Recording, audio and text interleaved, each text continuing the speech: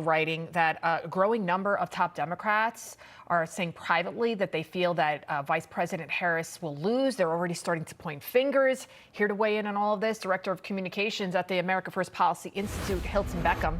Also with us, host of the Ike Wingate Show, Ike Wingate. Thanks so much for joining us.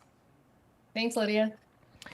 You know, Hilton, they're ramping up this rhetoric that Trump is Hitler, that he's a fascist. Yet I bet if you ask somebody what is a fascist, they don't even know. I just saw this article pop up. Mayor Adams, the mayor here in New York City, of course, he's embattled. He's facing some corruption charges. He was specifically asked if he thinks Trump is a fascist, if he's Adolf Hitler.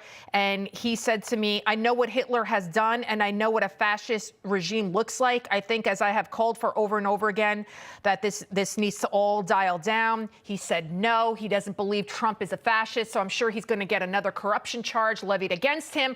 So you have people out there, and there was also an Auschwitz survivor, Hilton, that came out and said that it's disgraceful that anybody would compare Trump to a mass murderer like Hitler, who's in hell right now, the most evil person that we've ever had on this planet, practically. So, Hilton, talk to me about what do you think about the media's role in this race and how they're hell-bent on demonizing Trump.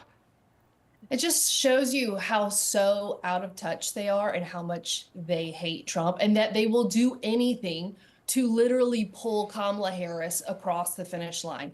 I mean, people forget that Kamala Harris only became popular because Joe Biden was pushed out of the race and she was the only one left standing there. I mean, do we remember when the far left media was asking Nancy Pelosi, hey, do you think Joe Biden should kick Kamala Harris off the ticket? Will it make it better for him in his reelection? And Nancy Pelosi couldn't give a straight answer. That's how unpopular Kamala Harris is. But because Joe Biden was pushed out, and they needed someone else to fill in for him, Kamala Harris has all of a sudden become their Lord and Savior. And but at the end of the day, she's so deeply unpopular.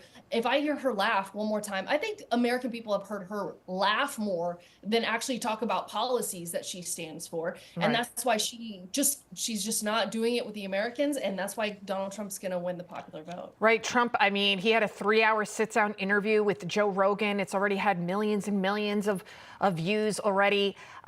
Ike, then you have the Washington Post. They're not endorsing anyone, right? They're not endorsing anyone. The LA Times not endorsing anyone. And now you get people on the editorial board. They're stepping down left and right. So what does that tell you?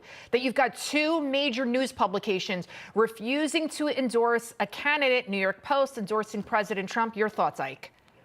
I think it's kind of wild that people are getting so upset that they didn't endorse. It would be one thing if people were getting upset that they endorsed, but they're literally mad because they didn't do anything, which I find is totally childish. And this interview last night that came out between Trump and Rogan, 3 hours. I watched the whole thing. I stayed up till 1:30 in the morning watching this thing and didn't even realize 3 hours had passed. I can't believe the wide range of topics Donald Trump knows a lot about. I mean, that's what was crazy to me, is they covered everything from windmills to UFC to obtaining permits to build things. And it was literally like there was no subject that was off limits. And who knew the host of The Apprentice and Fear Factor would sit down some years later and have one of the most important political interviews of all time?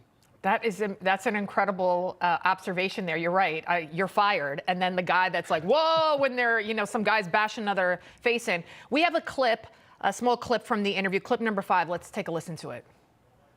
Can you imagine Kamala doing this show? I could imagine her doing this show. She'd be laying on the floor. She was supposed to do it, and she might still do it, and I hope she does. She's not going to do it. I will talk to her like a human being. I would try to have a conversation with her. If she did this kind of an interview with you, I hope she does, because it would be a mess. She'd be laying on the floor comatose. You'd be saying, call in the medics. I'll get your reactions to both of that. Hilton, what do you think about the interview? It was pretty incredible, like I just mentioned. So incredible. And you know why? Because these two guys, they're cut from the same cloth. They're two businessmen. They're two entertainers. They both come from tough industries, and they also speak their mind freely. They aren't afraid to offend people. And when you go on a show like that, Joe Rogan is so popular because he brings on people with strong points of view. If Kamala went on that show, she would turn into the chameleon that we have seen Mm-hmm. all this election cycle. She wouldn't be able to give a hard stance on something because she has flip-flopped so much. And that's not going to fly with Joe Rogan, and it's not going to fly with his audience. Ike, what have you heard? Why didn't Kamala do the interview?